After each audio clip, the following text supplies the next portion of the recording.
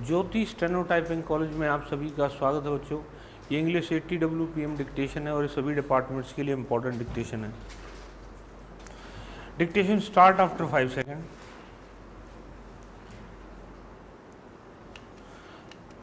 I have no intention of giving a certificate about which my honorable friend Dr. Krishna Swami was talking some time ago, since anything like a certificate being given by any member of the business community is likely to be misunderstood.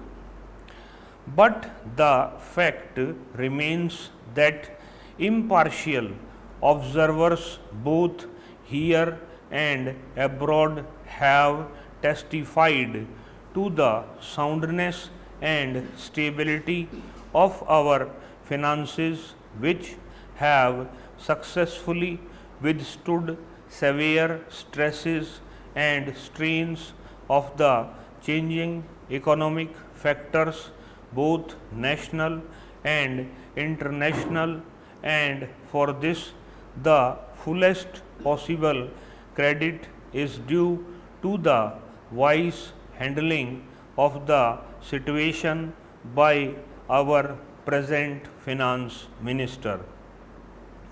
There have been criticisms on both sides. Some have described the budget as pro big business, as something which has brought about a boom in the stock exchange, and as something which has brought about satisfaction in the business circles. The fact is that if there has been any satisfaction, it has been due purely to negative features of the budget and not because any positive relief in any direction has been given to business or industry. It is true that there were certain fears in the minds of the business community that, in view of the expanding and growing needs of the center, the finance minister might resort to certain further additional taxation, and since those fears were not realized, there has been some slight recovery in certain stock exchanges, but that does not in the least mean that whatever relief and legitimate relief was due to the business and industrial community has received any adequate response from the finance minister.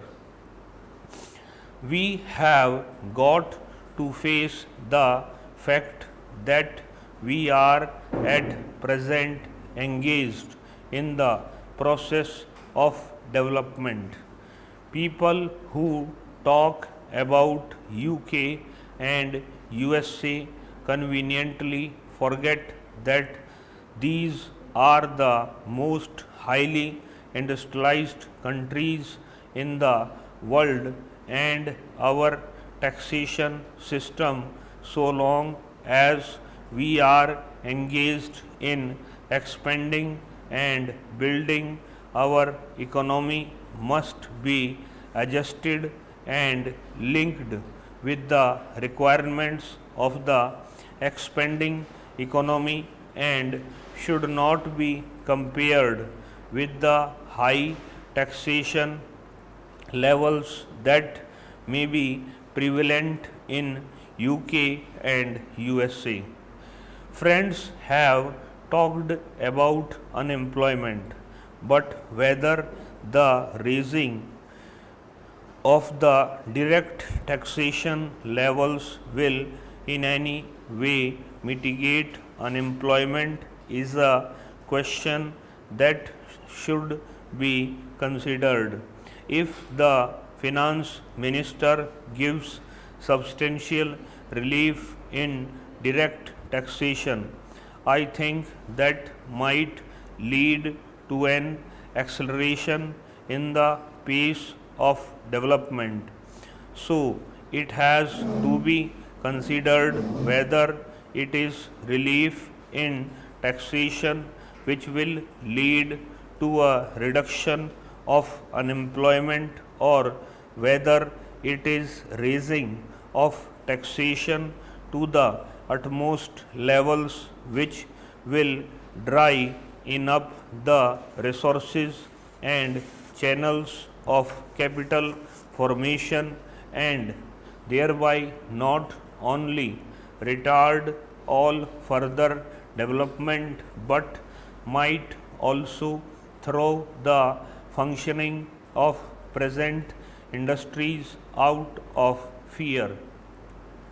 So my submission is that when the taxation inquiry committee has been appointed, it is only logical to expect that no substantial changes in the taxation structure will be made until the findings of that expert committee are known, until we know the incidence of taxation in the various sectors of our economy.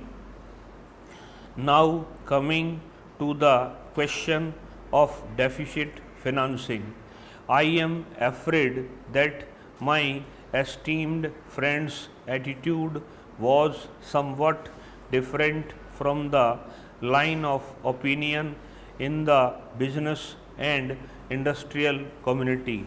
Not that we advocate deficit financing for bringing any artificial rise in prices, but the fact is that those who have criticized deficit financing have not suggested any other alternative or made any other constructive suggestion which will bring about necessary development plans. After all the facts has got to be faced that whatever program we have set out in the national plan should go on unimpeded by any financial considerations. An assurance has been given by the finance minister that so far as financial resources are concerned, he will ensure that the 5-year plan will not in any way be retarded. In this connection, I can only say that deficit financing is one thing so far as the revenue budget is concerned, so far as normal expenses and expenditure are concerned. Certainly nobody would advocate deficit financing, which might be very undesirable, but when it is a question of doing something abnormal, of investing something in productive channels, then certainly some risk has got to be taken, and I think the finance minister has been fully cautious in taking whatever measures he has so far. We know the measures that the government took for contracting money supply about the end of 1950, and certain other measures adopted which brought about a slump. Also, from time to time, the finance minister did not hesitate to mop up the surplus, which, as the records would show, has been about rupees 300 crores during the past 4 or 5 years.